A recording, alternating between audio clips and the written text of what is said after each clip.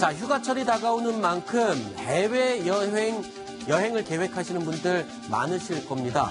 그런데요, 자, 숙소를 정하실 때 좀 주의하셔야겠습니다.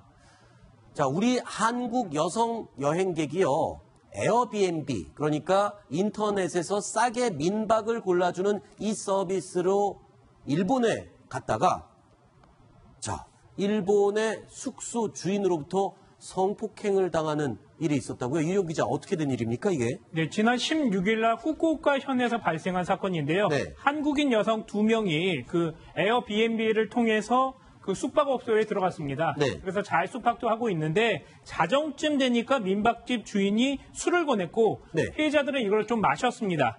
그러고 난 뒤 정신을 잃었는데 주인이 이후 그 성폭행을 했다는 겁니다. 네. 그래서 이제 그 옆에 친구분이 있었는데 친구분의 제지로 좀 성폭행은 어느 정도 마무리가 됐는데 그런 다음 한국 영사관을 통해서 이 사건이 알려지게 됐습니다. 지금 저 사진에 나오고 있는 사람이 그 성폭행을 한 것으로 알려진 그 일본의 민박집 주인입니다. 자, 그런데 이런 입장을 밝혔어요. 만지기는 했지만 성폭행은 하지 않았다.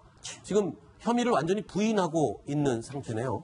그러니까 우리나라랑 일본이랑 똑같지 않습니까? 네. 만지기는 했지만 성폭행을 하지 않았다. 대부분 이제 성폭기 종교제를 많이 하는 얘기들입니다. 근데 저건 입증하기가 어렵지 않을 거예요. 왜냐하면 지금 방금 목격자가 있잖아요. 얘기를 했지만 옆에 목격자가 있다는 거 아니겠어요? 네. 친구의 제지로 좀 중단이 됐다라는 얘기들은 목격자 있다는 얘기고, 네. 그리고 이렇게 어떡하지 하고 며칠 동안 이제 그 고민한 게 아니라 바로 영상을 통해서 경찰에 신고했다고 하게 되면 그 다음 수순은 뭐겠어요?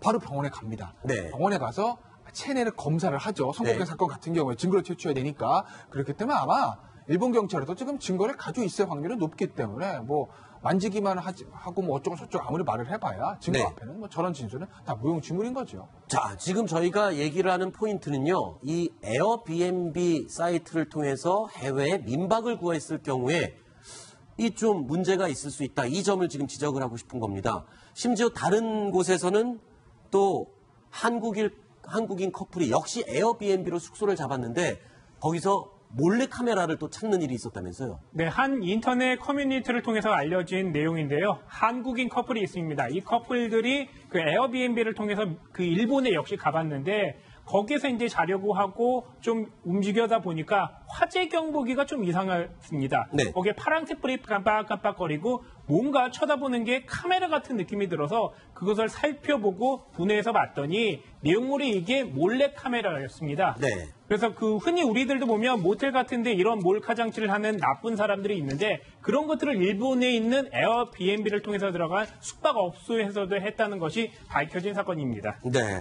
자, 에어비앤비 자꾸 이렇게 얘기를 하니까 에어비앤비가 뭔지 좀 설명을 들어야 될 것 같습니다. 심정수 차장. 네. 자, 젊은 사람들에게 지금 인기가 있고 그러니까 정식 숙박업소가 아니고 어딜 지방이나 해외를 갔을 때 싸게 민박을 구해주는 서비스라면서요? 그렇습니다. 지금 이제 그 공유 경제라는 말들을 많이 좀 들어보셨을 텐데요. 네. 그 자기 차를 같이 공유하는 것처럼 우리 집을 우리 여행 오는 관광객들과 공유를 하는데 그런데 이거를 저렴한 비용을 받고 내 집처럼 편안하게 쉬어가라. 이런 공유 민박의 개념이 바로 에어비앤비라는 그 사업입니다. 네. 그래서 말씀하신 것처럼 일본에도 많고요. 지금 사고가 난 일본에도 많고 우리나라도 많은데 사고가 이렇게 많이 난 이유는 어쨌든 일본에 우리나라 사람들이 많이 갑니다.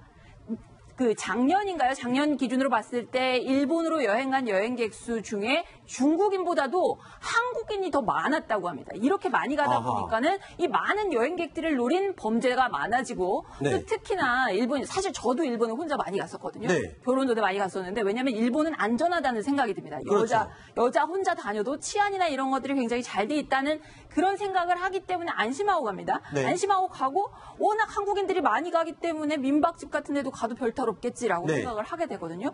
이런 어떤 그 마음 같은 것들을 노린 그런 범죄 네. 같은 것들이 지금 이제 드러나고 있는 것 같고요. 일본에서도 이런 부분에 대해서는 지금 뭐 철저히 수사를 하고 있다고 하니까 뭔가 네. 자기네들도 관광객 유치를 위해서는 조치를 내놔야 되지 않을까 싶습니다. 네. 근데 이 에어비앤비라는 게 묵게 되는 곳이 민박입니다. 그야말로 민박이기 때문에 전문 숙박업소나 아니면 전문 여행 관광업이 아니잖아요. 그러니까 이게 피해를 보상받거나 법적으로 뭐 이럴 방법도 막막할 것 같아요. 아니, 그건 상관없어요. 아, 그래요? 그러니까 예를 들면 이제 정식업소 등록된 업체 같은 경우 이제 보험에 가입되는 경우도 네. 많아서 그런 건데 어차피 이제 그 집주인한테 손해배상, 그러니까 민사, 뭐 형사는 이제 별도로 처벌받는 거고 이런 몰래카메라에 내가 찍혀서 어떤 피해를 봤다라는 위자료 같은 부분은 이제 집주인 그 찍은 사람들 당연히 손해배상 청구를 할 수 있는 거죠. 네.